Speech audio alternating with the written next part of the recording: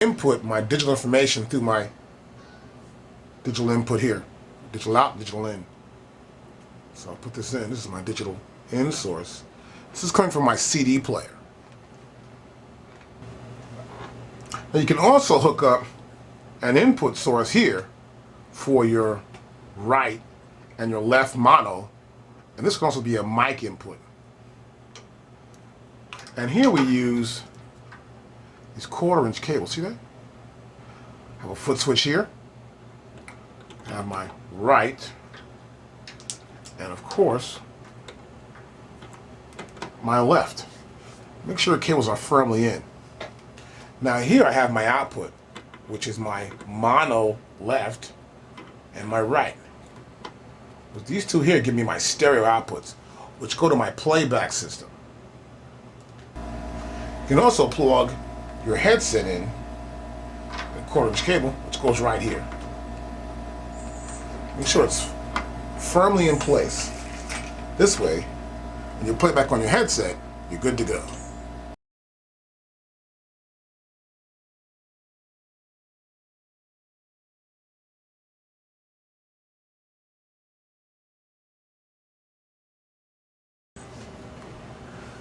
Now here, we have the front of our Roland SP606. Here on our left-hand side of the machine, we have our D-beam section. Here we can trigger a particular pad. It's a trigger. We pass the hand over, and it triggers the pad that we assign for the D-beam to trigger. We can also go to synth, and we can assign the synth and the synth setting to be triggered by the D-beam. When our hand passes over, we actually trigger it. We also have filter here. We can link filter to any sound coming into our SP606. We also have V-Link, which I'll explain later on. And here we have our MFX1. Here we have effects. We can press here with the 45 different effects that we can use on our SP606. That's an effects 1. There's a second effects bank, which is the MFX2. We have the same 45 different effects that we can use. So we use a maximum of 2 different effects internally for any pad group we like to set these effects for. We also have knob assignment. We can assign these knobs to particular parameters. It's control knob 1, control knob 2, and control knob 3. Below our control knobs and our knob assignment, we have our sequencer section. Now here we can set up our song, which will contain several patterns. Here we're in pattern mode. You can play one pattern.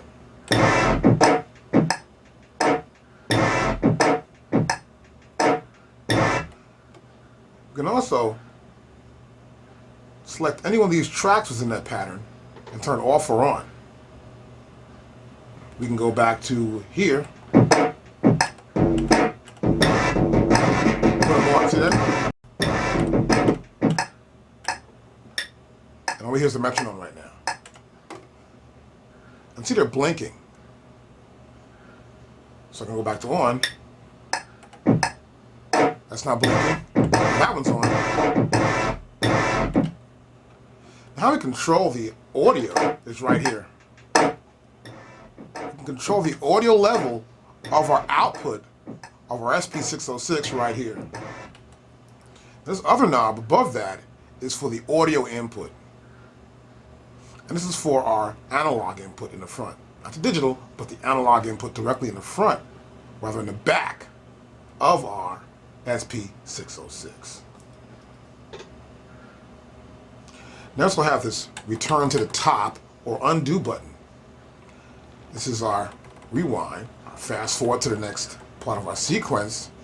And here we have stop, of course. We have play, and we have record. Start recording on that particular sequence. Then we have mastering effects also. We have control over the output sound. We can add some sort of compression to get a stronger feel from the output of our SP606. With a menu tab, we can tap here and go to our menu that's in the SP606. We also have our F keys. We have F1, F2, and F3, which get us to several different pages to help us edit our data and parameters in our SP606. With a BPM button, we press the BPM button and we can change the beats per minute. Make it faster or slower. Now below that, we have our control section. We have our internal control, where we can press play and control the machine itself, whether it's a song or a pattern. We're playing back a sample by hitting the pads. And we have the external control, where the machine is controlled by a source. Second presses here, nothing will happen. It's waiting to receive information from another MIDI instrument to tell it, look, let's go. We're going to start from here and follow me. Next, we have our sampling button right here. We'll press this button when we're in sampling mode to get ready to take a sample in to our SP606. We have our clipboard, where we can take a particular sample, save it on a clipboard, and place it anywhere on our 16 pads in any pad bank. And we have, of course, the pad bank button. Here on our pad bank button, we can select any pad bank we like, whether protected or unprotected. Now, a very important key is our function key. With the function key, it allows us to access other parameters that you may see below each one of these pads, or some of these pads. There are no parameters below 4, 7, and 8, but you can see our parameters here in the sample parameter on 13. We would press the function key, press 13, and a new page will appear here.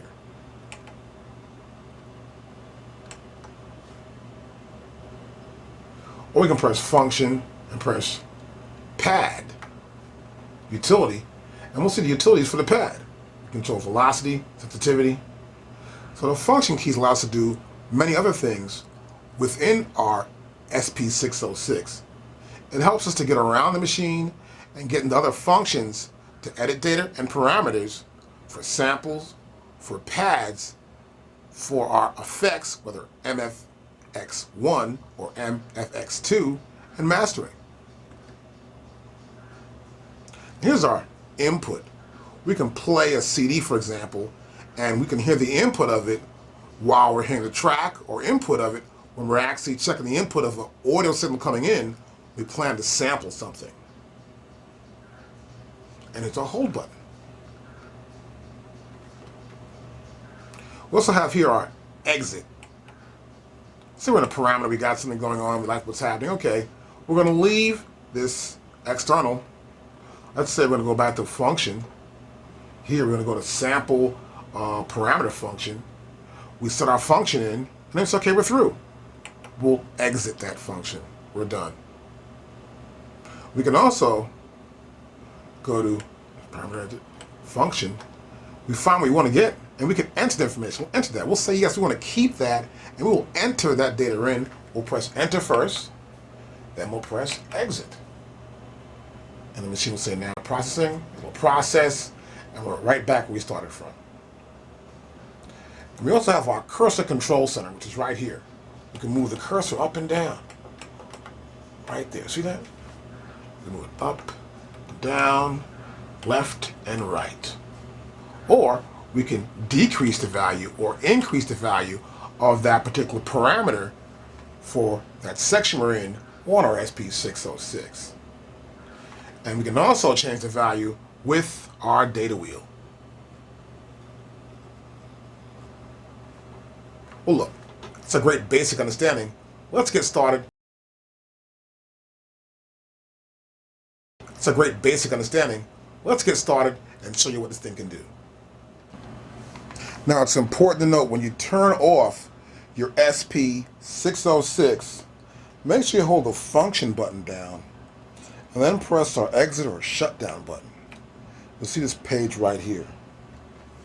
Now, right as you can see here, it says, shut down now, are you sure? Well, we'll press execute. And now we're ready to shut down. We can now turn the machine off safely without causing any problems to happen. This is very important. Make sure when you do shut down, you follow this procedure. Otherwise, you could damage the data in your machine. Well, now we're ready. Let's power it up. Let's start to make a beat up first, so we can see how you can actually make a pattern up on our SP606. Now, before I start recording a pattern in, I want to set up my system for the right way I want to record. So I'll press menu first, and I have system. So you can see that it says press enter. I'll press enter, and now I'm in my system parameters. I want to make sure my screen view, which is LCD contrast, is good. My sample grade is good. I'm going to use a standard in this case. I might use a long if I put in a compact flash card, but in this case, I'm going to use standard, whatever comes with the machine. Below that, we have our metronome mode. It's a little click sound that you hear when you press record and play. Now, I'll go back to pressing play. I'll press stop here. I'll press exit. It's going to keep what it has there, and I'll press play. I think going on with the sequence. See that? I'll press record, and I'll press play. Now we get this little click. That tick, tick, tick, tick. That's our metronome. That gives us a pace, sort of a timing control to let us know what the tempo is and how to play the beat to this click. I'll press stop now. I'll press menu, and I'll press enter for a system. Now in this case, I only want to hear that metronome sound only when I record that click. So when I play, I won't hear it. Next, I can control the level of it. A max being 127 and the lowest volume being 0. I prefer to be somewhere between there. I'd say maybe around 65 is good for me. Now also, below that, we have writable. This is our preloaded patterns. I can write over those patterns. I'm not trying to protect those patterns. In the dial, we can protect them, or we can make them writable. We can write over them. Got that? Writable. Well, I'm set now. I'm ready to start making the sequence up. Let's do that. Okay, let's make a pattern up. Well, we've got everything set up. Now we can make a pattern. Now to start my pattern, I'll press the INT button.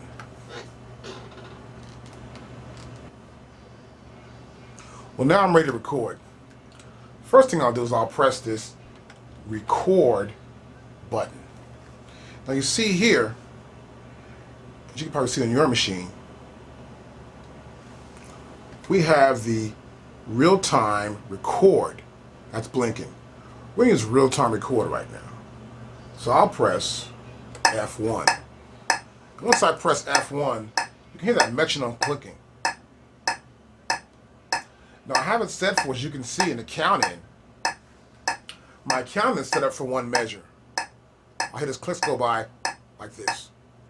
1, 2, 3, 4, and then we're ready to go.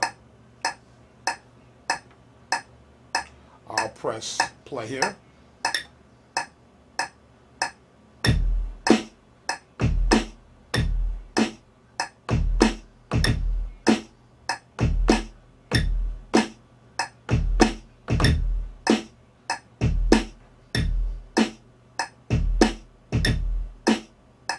I'll press stop.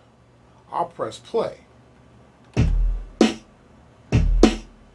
As you can see, the metronome's not playing anymore. A little click in the background. That sounds pretty good, but there's one problem. It's not quantized properly. It's not really steady with the beat. Here's how we can solve that problem.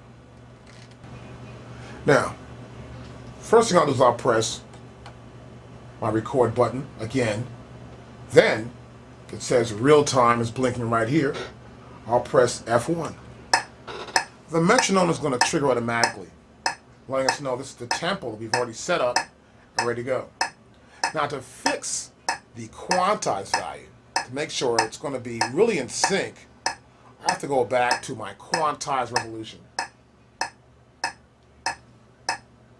And it's right over here. That's my quantized resolution right there. I'll move the cursor down, and I can turn it on to 30-second notes, 24ths. In this case, I want to use 16th notes for the quantized value of the rhythm I'm going to play in my SP606. Next, I'll press my play button, or I can press start right here, which is F3.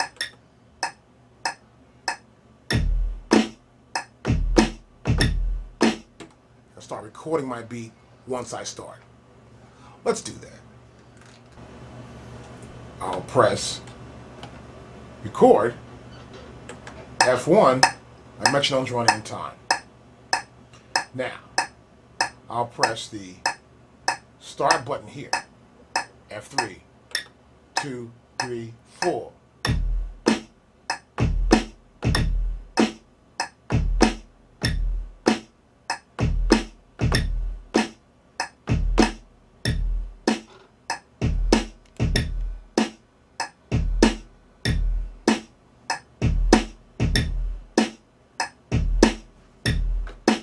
That sounds better.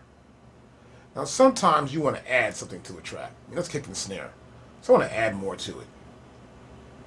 Well, I want to go to a new track. Stop here. And I get ready to record to a new track. Okay, next, I want to add a hi-hat to this sequence. I'll press here. I'm in pattern mode, as you can see. I'll press. Then I'll make sure we're in real time. 2, 3, 4.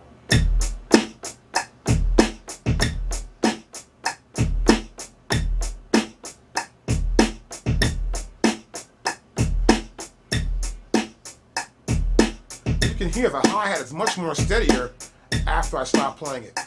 That's because the quantized value I've selected will quantize the hi-hat to the nearest note value, making sure that's steady and it's on time.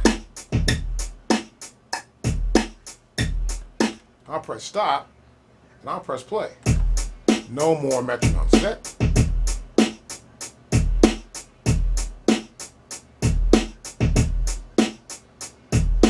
And I'll press stop. Now next, I might want to add something else.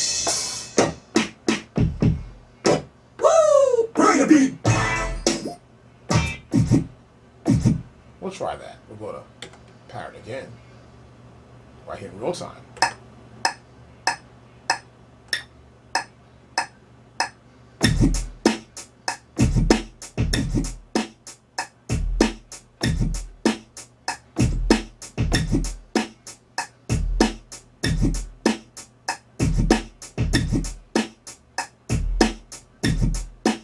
I'll press stop.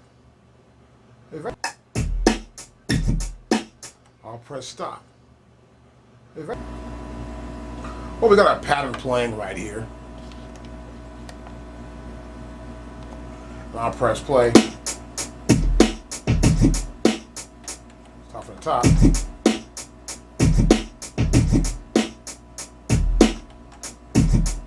Start from the top right here. See that? Top. Stop it. It'll play somewhere left off at. I'll go to the top. Okay, good. Well, you know, I think I want to erase some patterns. I want to erase the whole thing, maybe add something else. Just erase one pattern. What I can do, I can go to press record here. F1. And now, I zoom in here. Right here we have erase. I'll press this for erase. Now our erase appears right there. It appears right there. I can pick any pad I want to erase and erase it. And these pads light up, as you can see. Makes it so much easier. I know this pattern is the one I want to erase. I'll hold this down. See? Little cut, little scratch, DJ cut is gone. And one's left. See, I didn't hold down long enough. Make sure you hold it down long to get rid of that pattern. Now I should be getting rid of it right here. Now that pattern's missing. So I erased it from the entire track. Now, it said now processing. So I'll play the track from the top. There's no more DJ cuts. Now what we can do, if you want to bring it back, we can press function, undo. It'll undo what we just did. Play from the start. And then right back in there again.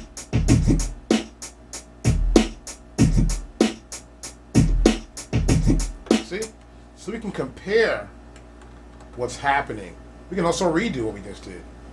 Play from the start again. And now they're missing. See that? So the capability of actually playing something, erasing it, maybe listening back to how it sounds with it or without it. That's a great function. It'll help you to improve your tracks. Now, you can also copy a pattern. So that's one pattern right here. I keep playing over and over. I'll press stop, play it from the top again. Now, I can press function. I'll press edit first. I'm going to press function. I have the ability to not just delete, but also to copy. I can copy this pattern. I'll select I want to copy it to pattern 45. I'll execute. And I want, record over that pattern. I can go back again and press exit. And I'll press exit again. I'll go to edit, function. I want to copy that pattern again. I want to copy it to 46. Execute. Okay, pattern completed. Move back up to here. I may want to go to copy pattern 7 and do it. Execute. See that? I can just keep copying patterns to where I think I want to copy them to. Execute. Got a lot of patterns now. Next, I'll take the patterns and make a little song out of them. You can go back to micro and get rid of it. Okay, I can make up a pattern. I'll press real time, start.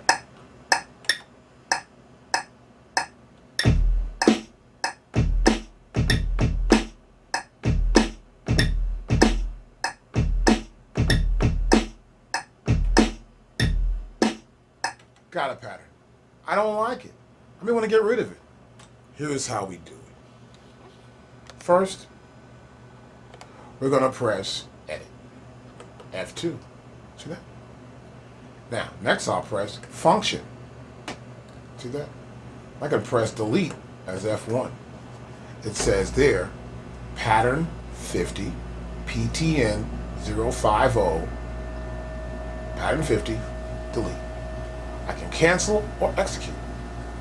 I'll press F3, I'll execute the function. There we go, pattern deleted. I'll go back to, and you'll see here, it says empty. That's how we delete our pattern. We delete our pattern. Another unique thing about actually using quantized value with any sequencer, particularly with this SP606, is to understand how the quantized function works. We'll press menu, and we're in system, and next I'll press enter. Now here, of course, we have our clock, we know our metronome's running properly, we're good to go. Make sure that's happening first. Then while in pattern, we can press edit. We make sure we have the measure selected, of course, and the right tempo, which is always the best way to go. Once you got the right values, Next, we'll press record, the record button. Once I press the record button, we get this real time. Now right here, I can set my 16th notes, or any notes for any value I want to set it for. Here's 32nd notes, 24th, 16th, and 12th. I'd say I'll do this 12. Let's go to start.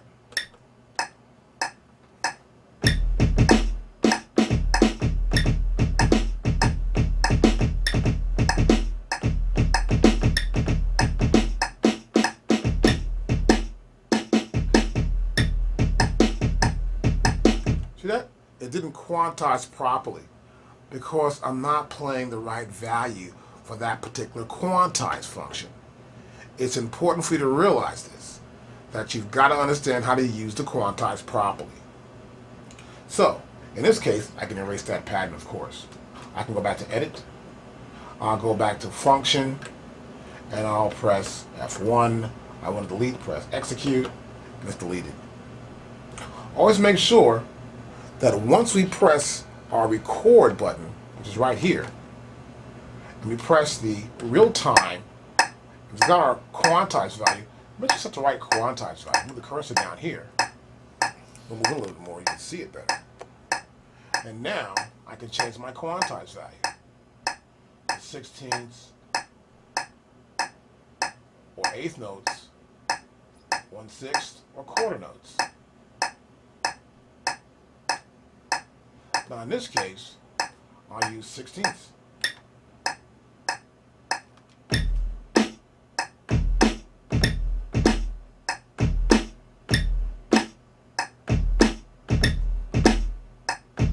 Listen back. See, you played it back differently than what I actually played into it.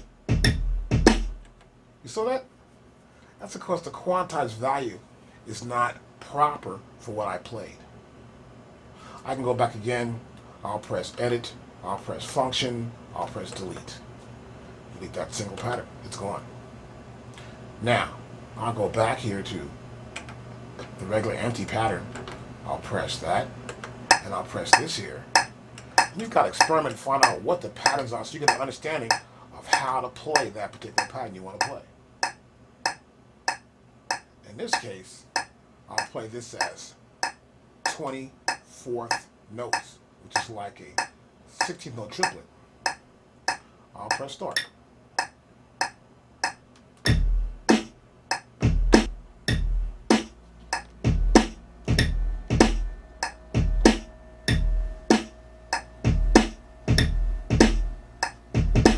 See that? It gave a swing feel to it. I'll do that again so you understand it properly. Of course, I'll go back here again. I'll press the edit, the function, I'll press the delete, and execute. Great. I'll go back to exit that, press here, here, and start.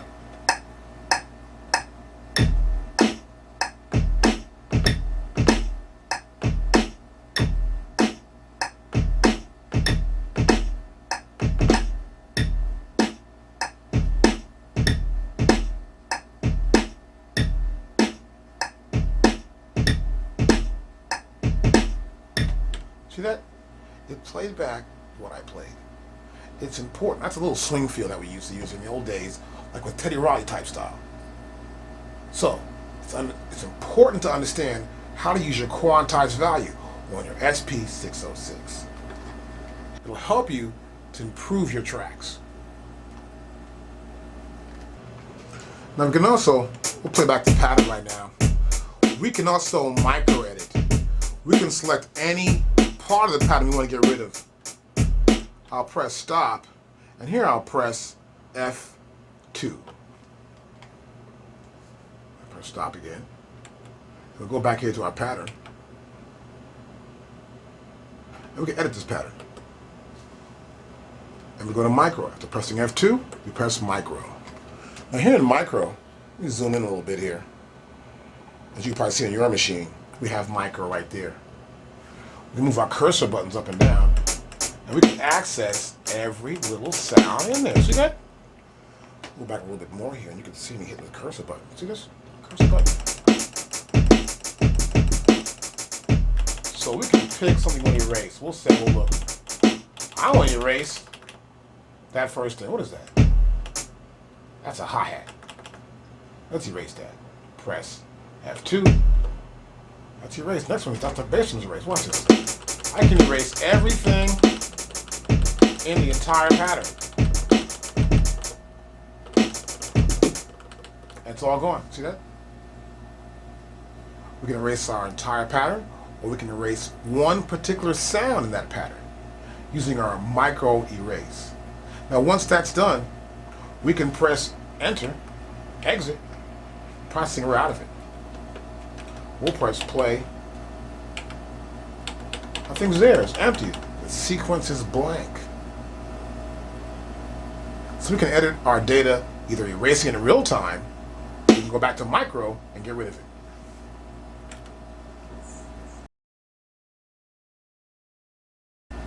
Well, next, I want to start sampling. I want to sample something up, make a little beat along with this sample. Now, check this out. I want to sample. So the first thing I'm going to do is I'm going to press function, and I'll press input source. And you'll see here, we've got an input source there. See the screen right there? That's our screen for our sampling. Now, as you can see, we have line in, as you can see right there. Get my pointer. That's the line in. I've got input send selected, none of, so I want a dry sound. I'm not trying to add any effect, like you can add like an MFX effect right there on top of it. See that? I don't want that.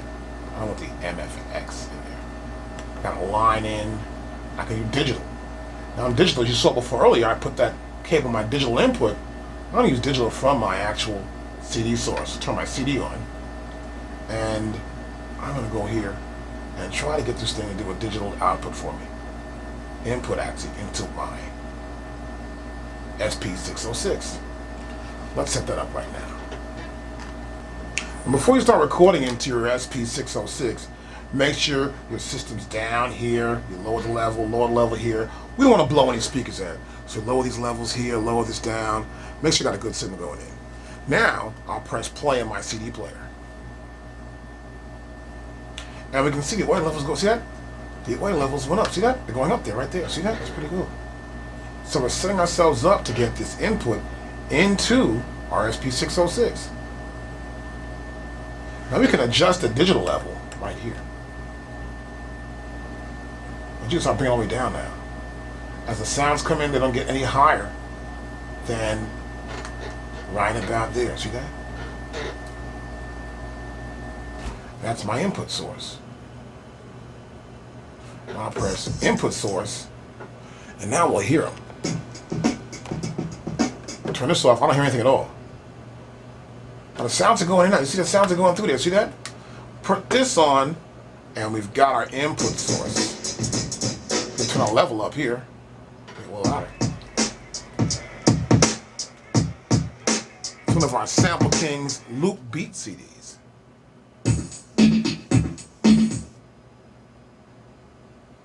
Next,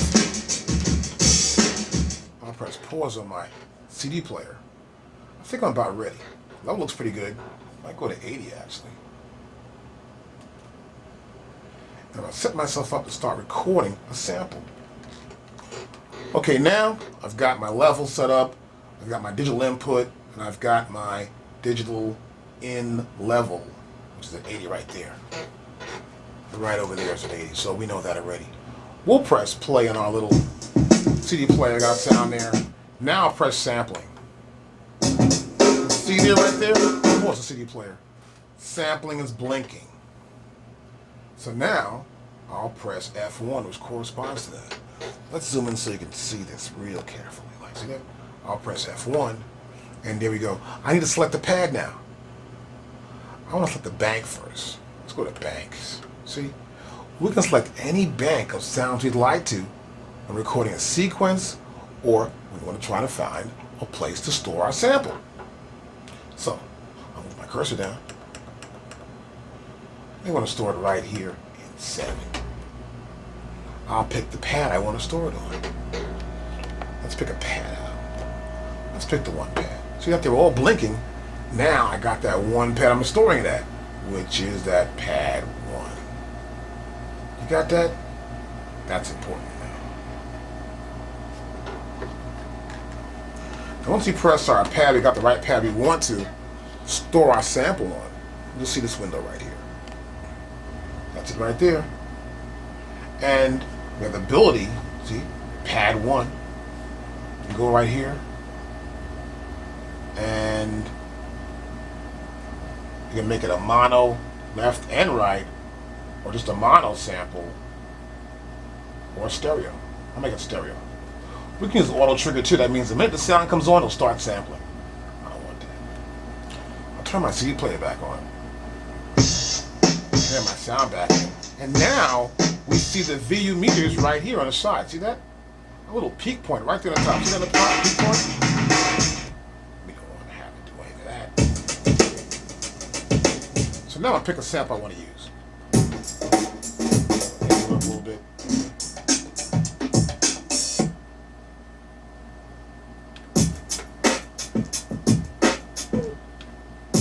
That's the sample I want to use. So I'm seeing how my level is. I've got like 2 minutes and 10 seconds left. I press my start button, I can start sampling.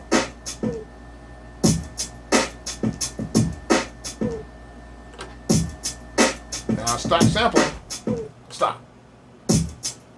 I'll turn off my player. Now you'll see where the sample's at. When I put it on pad 1, see, it's right there. Now you just see I can touch it soft or hit it hard. It comes to the same level. Now the reason why it's doing that, I have set up my pad utility. That's how you do that.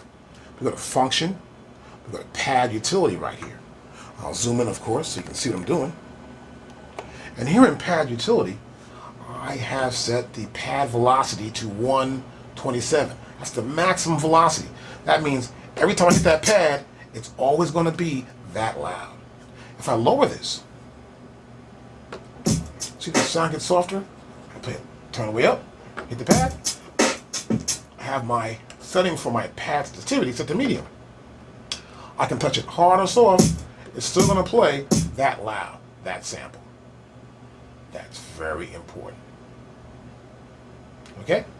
So now, exit this, and we're going to go back to our sample again. Now, the samples we know is right here. See, put my hand down, but it takes a while for the sound to come through. See that? Because I got a little bit of sound in front of the sample that I really don't need. I got some sound at the end of it I don't need. I'm going to edit the sample up to get the exact space I want. That exact sound right there.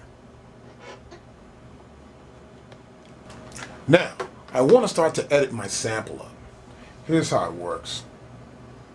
I'll hit the sample. That's the one I want to use. I'll press function, and the next bit I kept will be 14. And this window right here will come up. Let's look at this window right here. See this window? This is our edit sample window. Now right here, we've got start, we've got end, we've got truncate. Now start means the start of the actual sample and the end of the sample. We'll press start, and we're start the sample. You can see already we're at the start right there. See that? Now I can turn my data wheel, and then I'll get to the edge of the sample. Turn my data wheel a little bit like this. Oop, is that what just went by? See that? Put it back again. This is my sample coming up. What we can do too, we can increase the size. I press the let's increase the bigger size of the sample waveform. I can make it small or bigger. See that? I'll move my cursor wheel slowly. I don't want to get too close to it. See that? And we're getting close enough to the sample we want the beginning. See that? Now I'm hitting the pad now. I'm hitting exactly on top of that sample.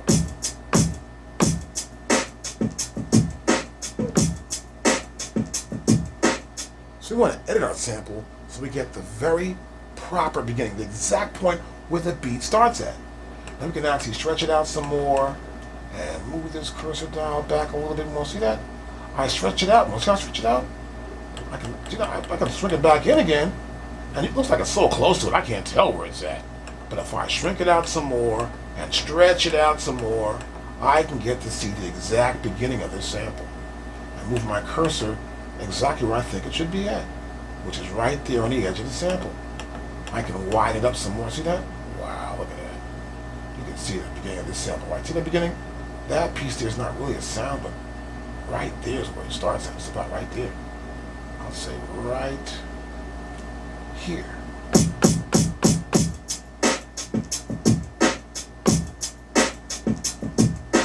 And you can see that. You can see how you can widen that sample up and get a good view of it. Using the cursor buttons up and down, and we can make it thin. You can't really see it there, but here we're going to widen it up, and we'll see what's going right this way, and then squash it down a little bit, and we'll see where to begin that sample. Let's get the end now. We'll press F2, and we'll bring the cursor in from the back. That's it, bring it from the back. That's too close, can't tell much. Oh, there we go. Stretch it out a little bit more. We can see.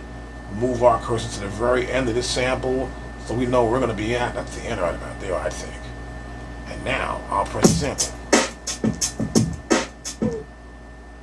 That's the end of that sample. I like that. Now, when I get the right size of the sample you want, let's get this back in again. Let's see the whole sample waveform. Now I'll shrink it down some more, and I can see all those peaks, the top end and the peak. I'm going to start again.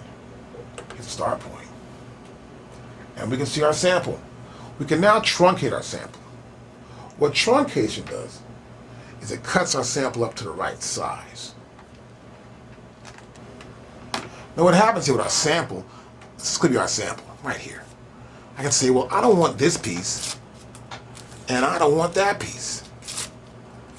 That's the piece I want for my sample. Well, that's what we do. And truncation cuts off the pieces we don't want, and we keep what we got. So I got my end, got my start. Well, now I'll press truncate, which is F3. It says here, truncate, are you sure? I'm positive. I'll press execute, now processing. And next, we'll see that truncation has been completed. I can press a sample right here.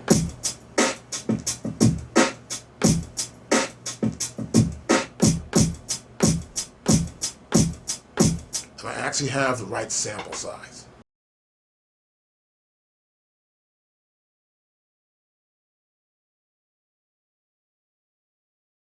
Now, sometimes when I'm using a sample, I want to make the sample fit a particular tempo, or BPMs, what you call time compression.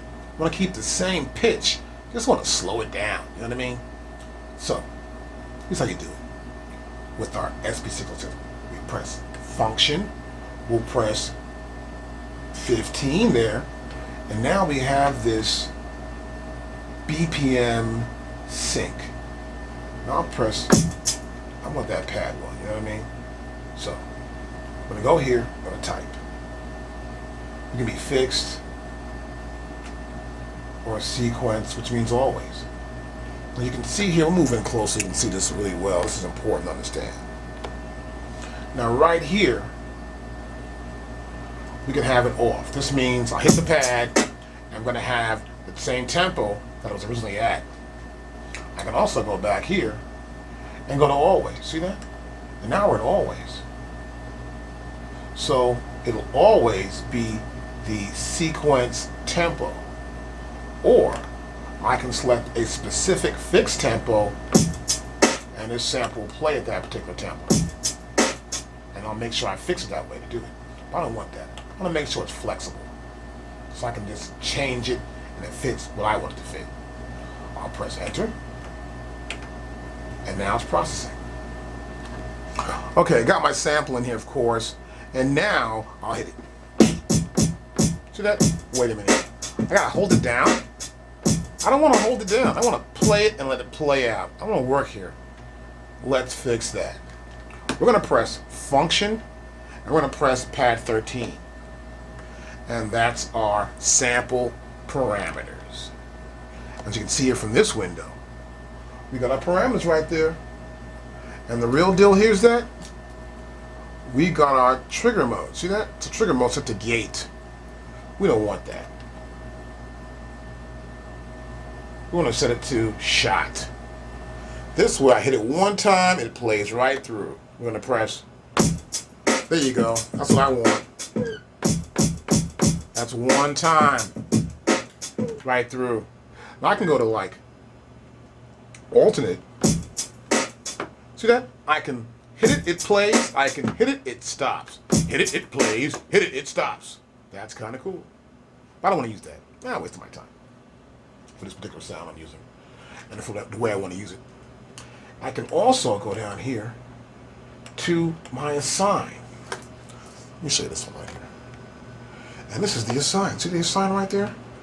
That says mono. I turn my data wheel.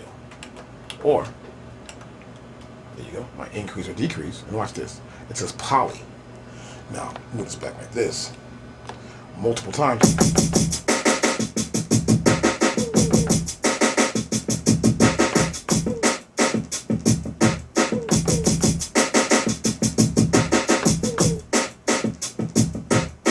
See that?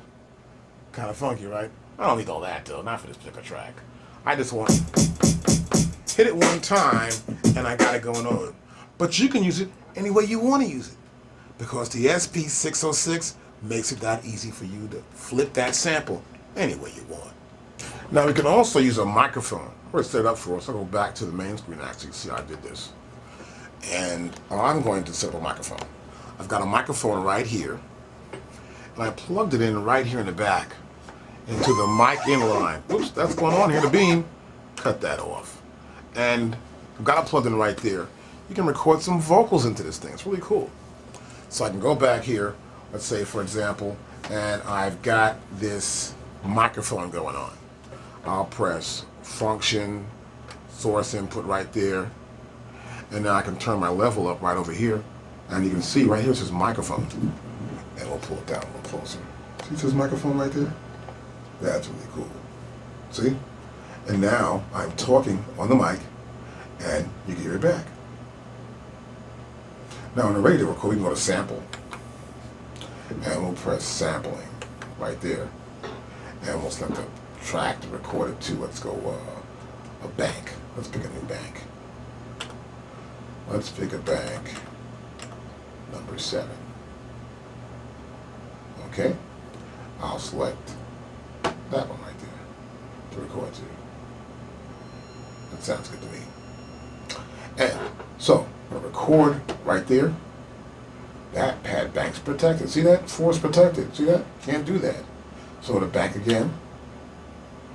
And we're gonna select 6. Select it.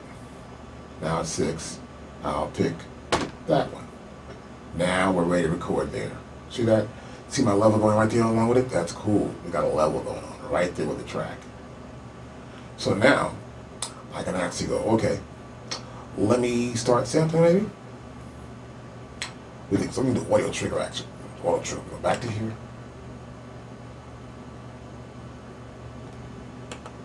Yep, and now we're going to sample from the Sample King himself, the DOC.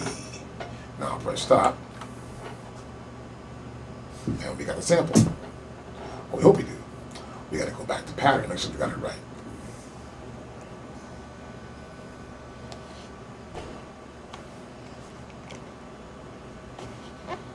And so I put it here on pad 8. Yep, and now we're going to sample from the Sample King himself. Yep, and now we're going to sample from the Sample King himself. So we can actually do it right here with a microphone directly into our SP606. And we can place that, of course, any way we want to do in our pattern. Yep, and now we're going to sample from the Sample King himself. See that? And we'll take that pattern, stick it into our sequence, or take that actual sample, stick it into our pattern, and we're good to go.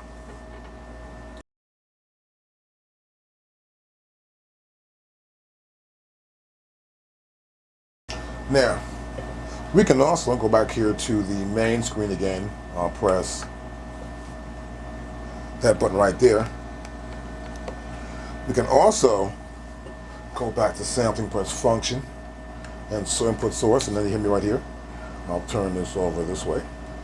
We got our mic inputted into it, and go back to sampling, and go to here, and we'll set the pad, that pad right there. We're processing, and now we're processing the information. We'll make sure our microphone's plugged in properly, of course, and our input is on, see? And our input is on now. We can actually hear myself. We can also we can add effects to the sampler. We can add some sort of effects. You can see that there? I got effects going to my vocals, and I can record these effects with the sampling. I can put this on here, and then we got this little flange on the voice. I can press start, and I'm starting with the flange, and the flange is on the voice. And we've also got in and out. I can go in and out, or take this off, and go back in again, and put it back on. I'll press stop. And now it stopped. So now we stopped that. That sample now has effects on it. You hear that? We recorded with effects. Turn the effects off here in this part of it. Move the camera back a little bit so you can see what I'm talking about. And I'm starting the flanges on the voice. And we go for that. So we can take any sample we've got. It could be a beat, a horn, or a vocal from a record, and add some actual effects to it as we record it into our SP606. A very unique feature on the 606. Okay, I got my sample. It's playing straight through now, and I set it up with my BPM sync to match to any BPM I pick. But I gotta do one more thing. I gotta make sure it's a phrase sample, not a single sample. Here's how we do that. Now when it's a phrase sample, it sees it as a phrase. It says, this phrase can be turned into anywhere I want to turn at any BPM I want to turn it at. Check this out.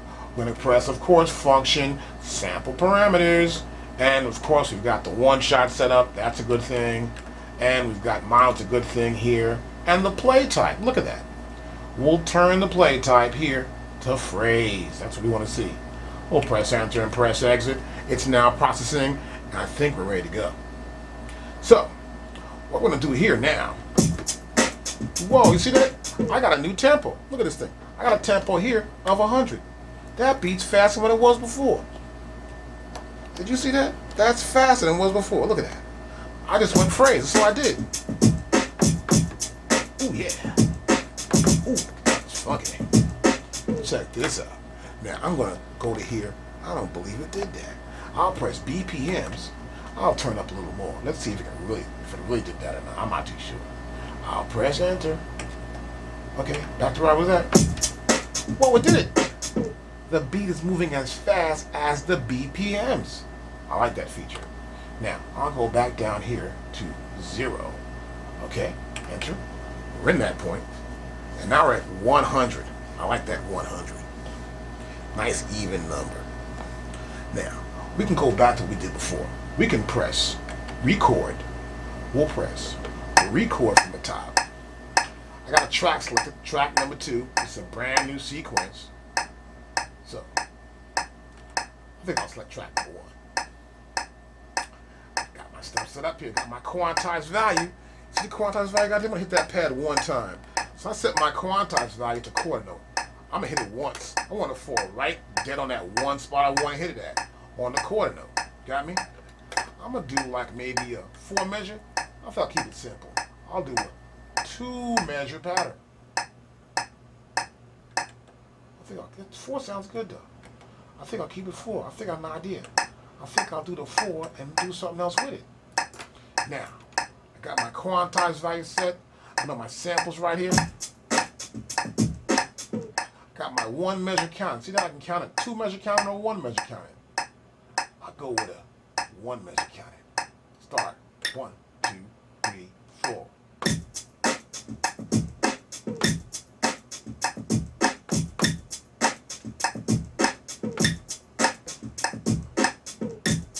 See, it corrected what I did.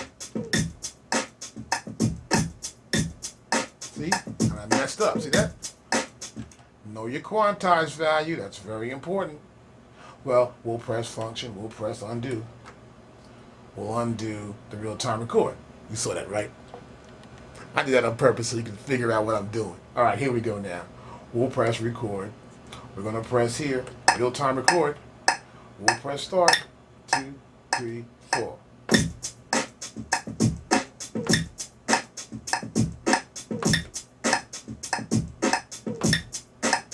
That's too fast. See what happens? It put it right where it's supposed to be at.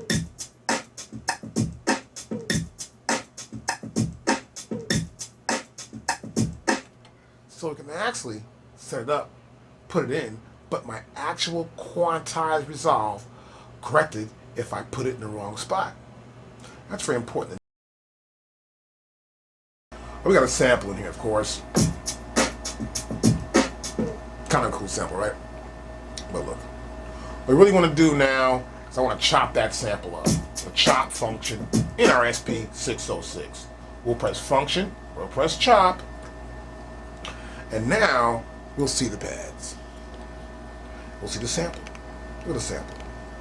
Here's our sample right there. See our sample right there? That's our waveform of the sample. As you can see here, it says chop level. Now, when it's at 1, we get a lot of different chops. It really fine-tunes the chops. When it's at 10, we get fewer chops.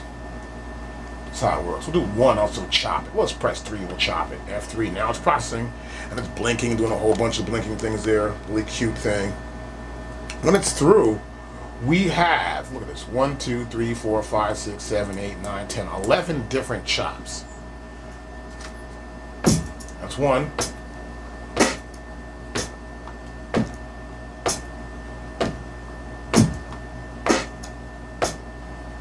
And as we hit them, you see it go to that particular chop.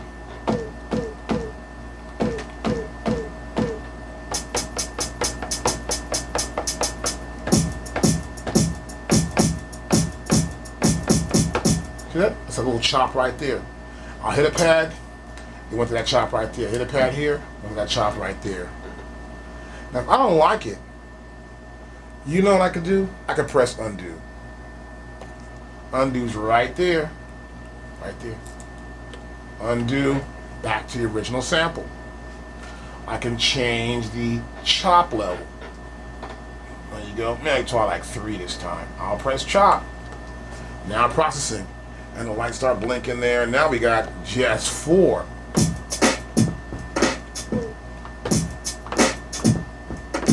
See that?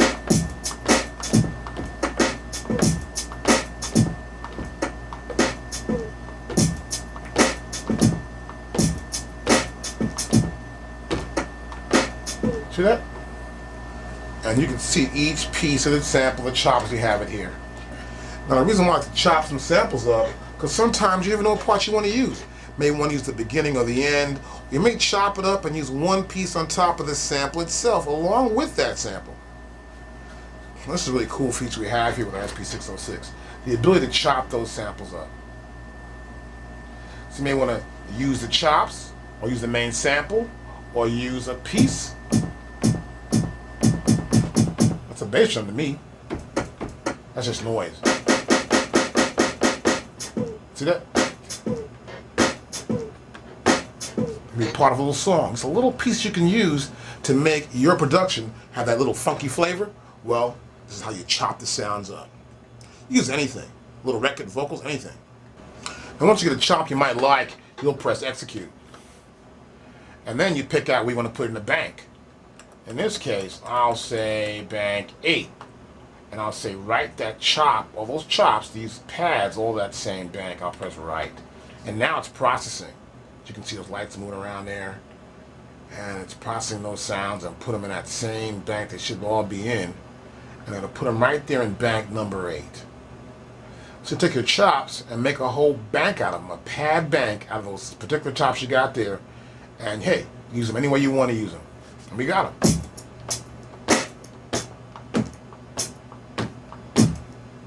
So if I had a beat rolling on, I made a different beat, and I want to use a sample of the beat, I use those chops with the beat also. Or I can go probably, let's say, do another new sequence, an empty one. I can probably use, let's go bank. Let's pick out, we want to use from a bank. I go to bank number 1, I'll select that. right? And that's at 96 now. So I'll go to here, and I think I'll, wait, let's go back to here actually. Let's go to pad bank. We'll go back to bank. Select it. See, make sure select it. See that? That's important. And now I'll make a new track. Of course. It's my new tempo. I'll press start.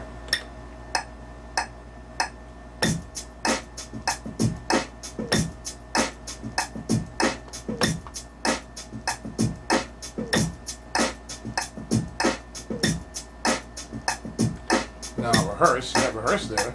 That's kind of cool. I go to bank, go back to 8 now. Where my new samples are. Select that.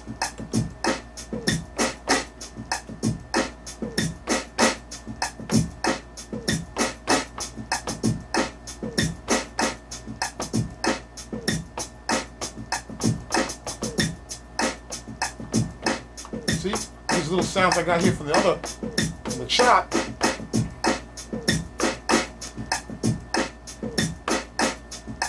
And I can go, instead of going to rehearse, I can go stop rehearsal. That's for sure.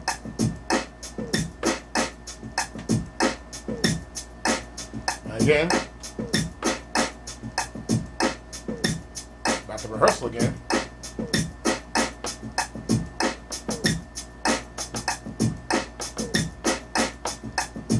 Do that like that.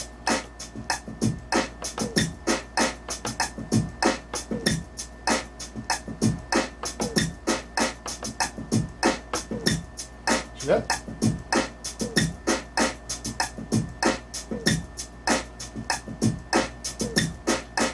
So you can add pieces you chopped in from the original sample and chop those chops back in the sample to turn that beat into your own sound.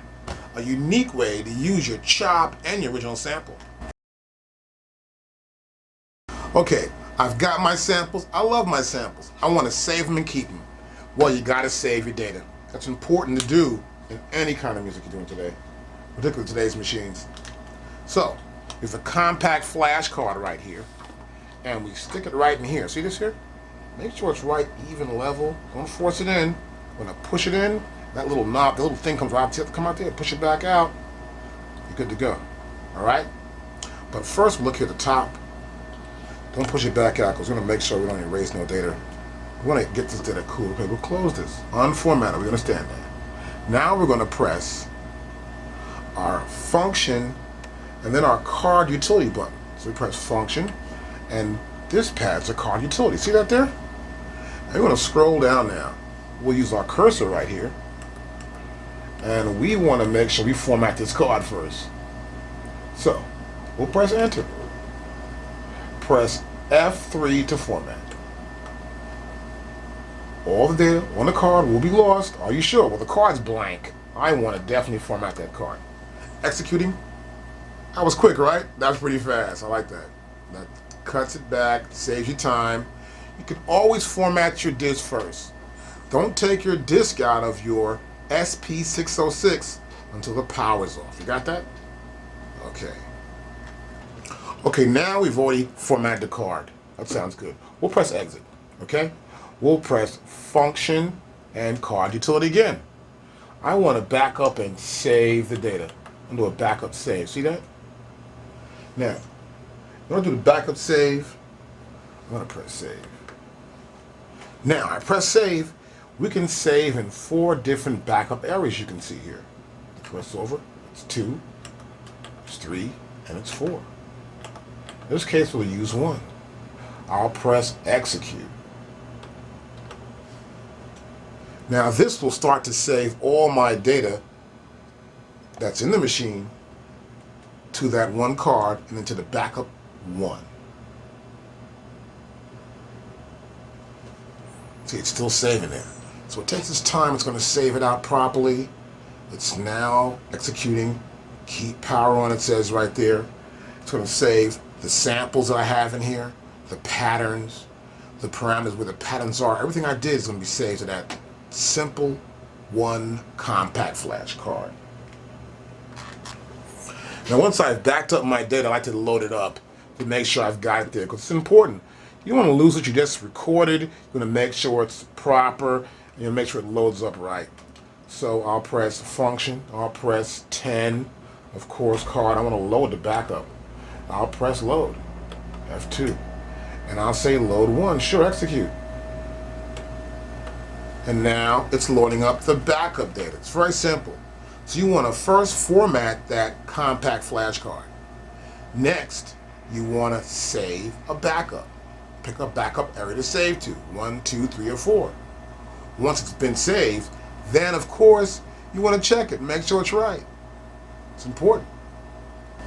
And sometimes you save the song and you say to yourself, well, that song was bad. It was just whack. I hate that song now. I'm tired of hearing it. Let me get rid of it.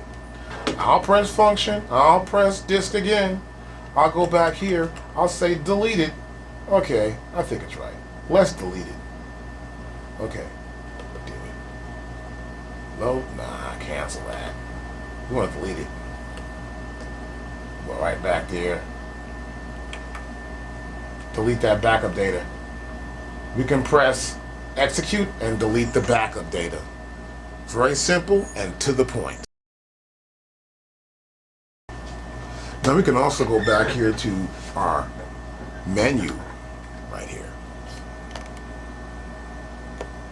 And you're going to see here a menu got a system right there, right? And of course we can go on the D-beam. We showed you system. Move the cursor down again. And we've got our pad protection. We'll press enter. And here we have protection for our pads. If we want to protect a bunch of sounds within this, we can just go back here and we'll go to the top and we'll press protect and a lock will appear there. See that? I'll go back down here to this one and I'll press protect and a lock will appear there. Down to here and here. And I'm protecting my banks that I want to keep. So in case I turn it off or something and turn it back on, I'll keep these banks so they'll be there for me to use later on. So we're sort of protecting our sound library from being recorded over or erased from the system. It's very important to try and do that. Now I also go to menu again here, and we'll go right back down here to 4. And I'll press enter, and here we can take in USB audio or USB MIDI. There's a new thing now in music we use USB MIDI or USB audio, and they can be done right here. As you can see there, input on, right there. Output source, input. See that? You can change the source of those things. Let's exit. We can press menu again. And we have USB mass storage. And here we can connect a USB cable and go right back to our computer and load and store WAV files.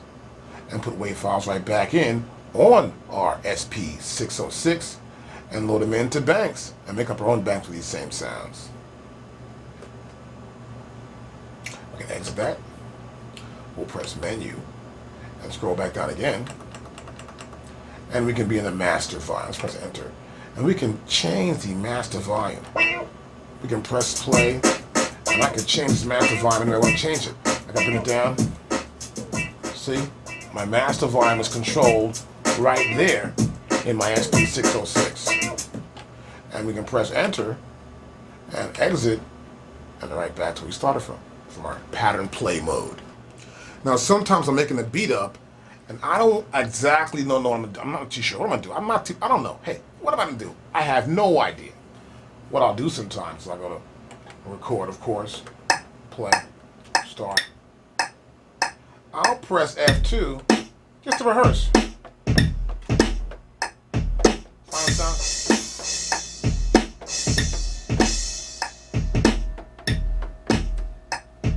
I want to hit maybe.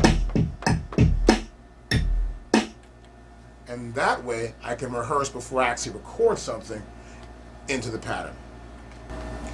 Now as you saw right there, I tried to record something, wasn't too sure, I tried to rehearse. Now I'm pretty sure you noticed how it canceled out. This is very important right here. That's why I'm doing this. I'll press here, I'll press play, start. Just want to practice. See, I'm pressing pads. It won't come in each time. It's sort of stopping because track 1 is filled. I can't add anything else to that track. It's important to realize you can probably add up to 2 sounds. They're in stereo, so be careful of that. So what I'll do is I'll press record. I'll go to here. And right here in the top of my menus, you'll see on this page, it says track 1. Right there it says track 1. I'll turn my data wheel. I think I'm going to actually go to track 2. And make sure we do go to track 2. So we'll go to here, we'll press this, and we'll select track 2. And now we got track 2. I can press this, it's going to be in track 3 or 4. Now I want to record on track 2. And I can record something, watch this. I want to rehearse though.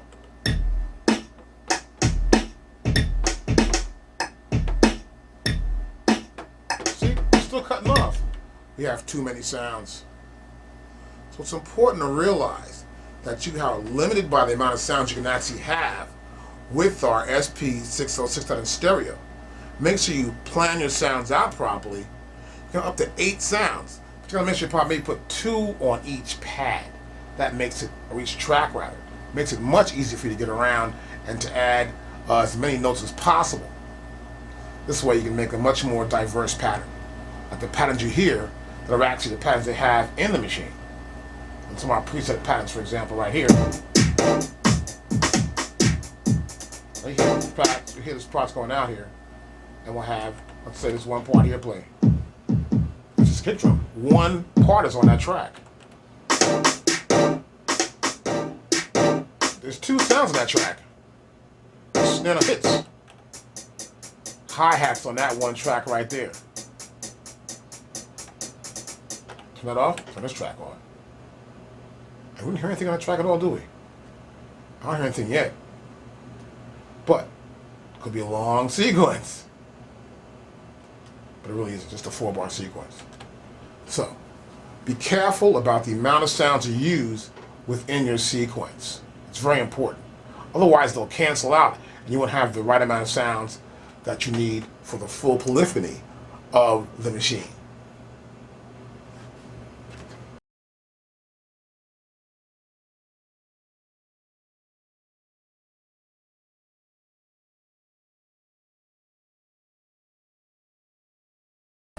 Well, the unique thing also of having our samples like that, you can go to BPM here, and we're at 96. I'll go back to the top, press play start. Turn my BPM down.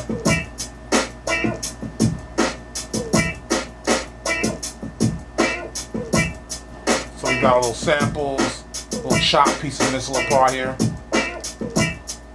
Make it faster, you want to make it faster. And that's the beauty of making sure the samples are actually in that phrase rather than being a single sample. We can also add effects to the overall track with our MF effects here, exactly. And we can go here to effects, for example, and we've got effects 1. And I can take effects 1, move my cursor down here. Actually, let's flip it here. There's reverb. There's a delay. Now here in the delay, I've got it set here for a quarter note, as you can see. Now the quarter note is right there. I'll move in so you can see better. Let's look and see what's going on here. There's our quarter note right there. See that? That's our quarter note delay. I'll press play. Now I'll press MFX1. See? I'll press X1 here. And it'll move in. You'll see that. That is MFX1. I'll press play. See that? It's a quarter note. Down, down, down, down, down. So it's every quarter note it plays. So we can add effects to the overall pad bank that we assign to that particular effect. And we have a list of effects right here. We've got a list, and a list of effects we can have. We have tape echo, we can select that. There's a tape echo. I can go to here.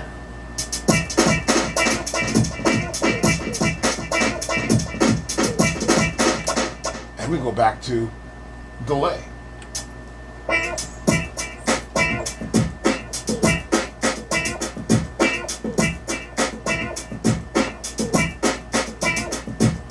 We can adjust that delay right here. This knob corresponds to that setting, this knob to this setting, and this to this setting. And we can adjust those settings. For example, like here in delay, if I move the first knob, you see that move there? It changes the note value right here. That changes the note value. See that? That's reading a half note now. Now it's reading a whole note, which is 1, 2, 3, 4. That length of the hold it for that length. I'll press play. Watch this.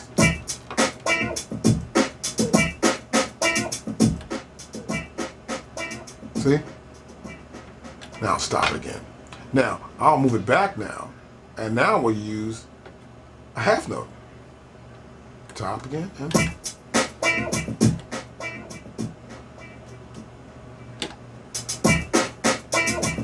see that? I'll press stop, and now I'll move it back again, and we'll use, let's see, a quarter note.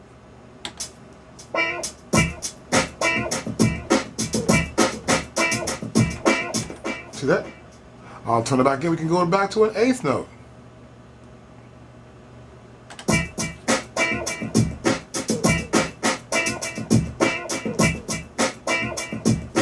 You can also control the feedback setting. And this is the feedback right here. The middle button.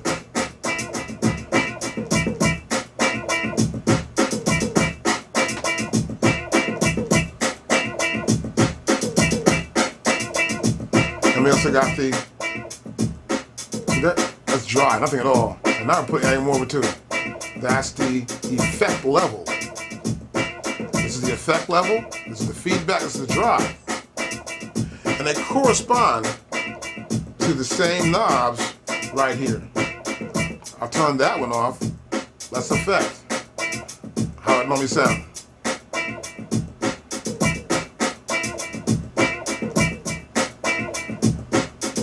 And we can add these effects to our pad banks.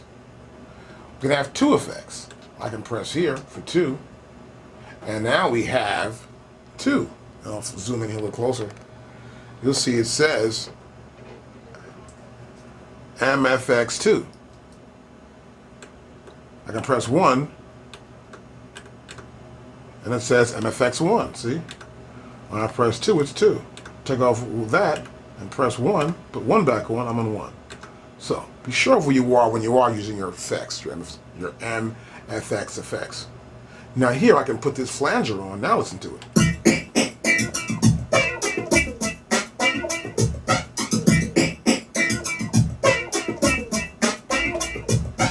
So we can have two effects happening simultaneously at the same time.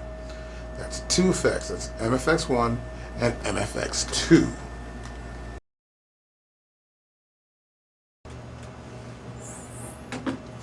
We also have our master effects. As you can see, we've got master right here. 3, we'll press master. And here in our master, we can split frequency. We have our in level. We have our low attack. We have a list of actual things we can do with the master. This is a user set. We have a low compression, standard, standard 2, 3, high compression, up to 8 different mastering output levels here. And you can press it to say select right here. And we'll press play.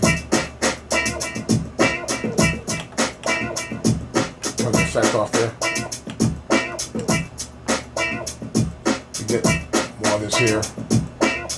Of the low attack, as you can see. You can adjust your settings.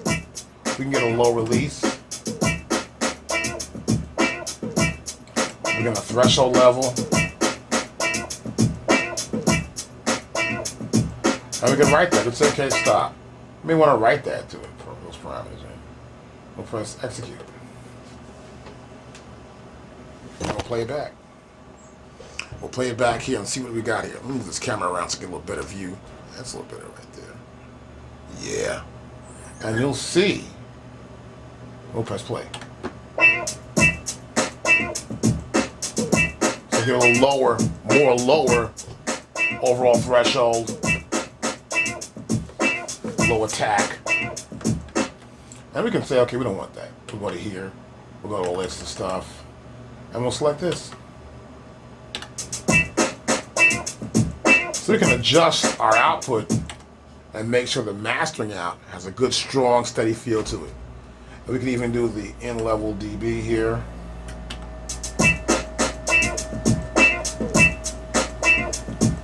We got splits, of course, we said before. So you can get a decent sound of what you're trying to actually get for your system. And say, well, I'm going to try something to get a little stronger, a little better than what it is before. We'll select this, you can write it in. Yep.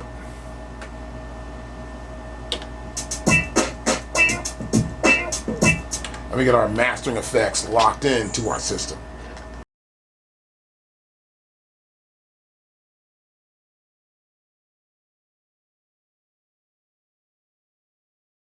Next I want to talk about our system parameters. This is very important. We'll go to menu. Now here in menu, you've seen this before, we saw it earlier. We'll press enter, and we have our system parameters here. We have our metronome, the contrast, the sampling grade. We have our preload protection there for our preloaded patterns. We'll go back to menu again. We'll exit. Menu. We have dbeam, and we'll press enter. Now dbeam stands for this little thing on the side here. This is our dbeam right here. It's a beam here, and you cut it off and it triggers the sound. We can set the triggering. We can say here, okay, we'll pick a pad that'll trigger. We'll say pad 3 or pad 1, and you'll hear that pad trigger. Or you can pick latch or momentary, excuse me, for that pad. So that velocity also for that same pad. And we'll press enter. And see, you'll hit that screen there. If we're going to find an actual pad, let's go to pad bank. I think it's on pad bank 15. Let's go up here. We'll go to pad bank 2. And I'll press select. Got that? See that? I move my hand and it triggers the actual sample there. So I can do that with that particular sound. I can maybe go back to, let's see, we can go to record actually, and do it here. Get a blank sequence. I think it's 2.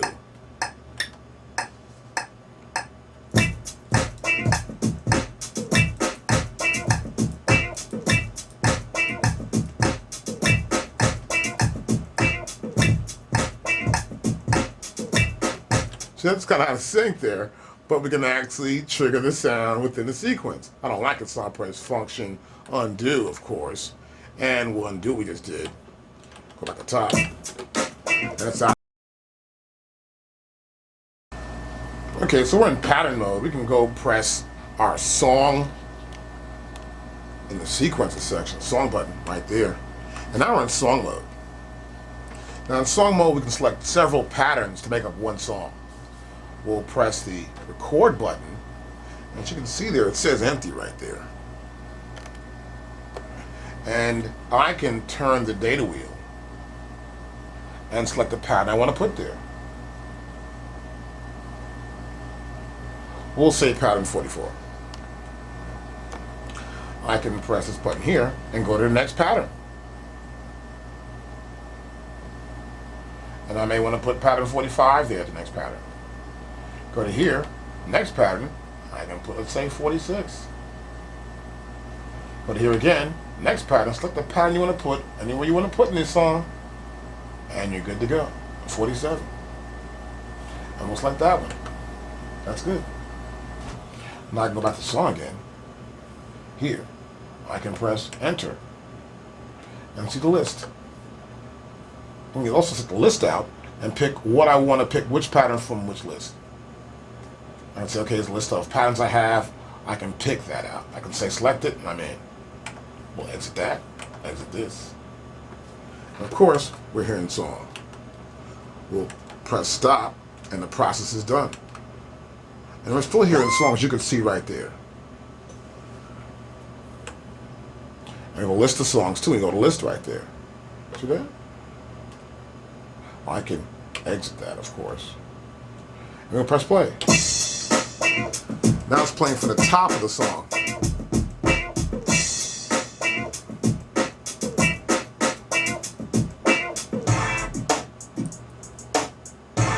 See, he's playing different patterns in the song there. Going back, another pattern right there, hip hop pattern beginning.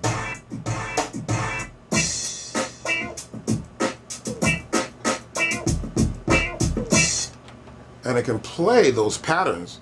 Of course, it's a little weird right there, but I did this on purpose so you can see the patterns will change. They'll be in the same BPM. So of course, it says here it's 96, so they'll all be 96, no matter what pattern I pick in to put in there in that song form, it'll all be 96. So this way, when you make up that song form, each pattern conforms to the same tempo. You can say, okay, we got our patterns lined up, we got this song hooked up here, and we like it. We can get rid of a pattern. So we can insert a pattern, press F1, and insert a pattern right there. See, insert again?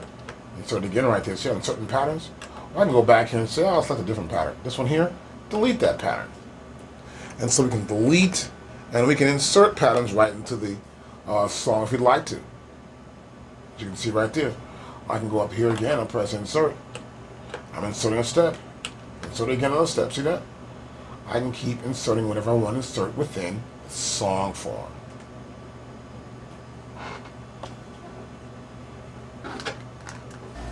Now, just like in patterns, the same function of deleting the entire song. We can go back here to song, we can go back to exit, and run song. We go to edit, and we're here again. We'll press function, and by holding down function, we have two different commands. We either copy this whole song or delete the whole song. I'll press delete, and we're going to delete the song.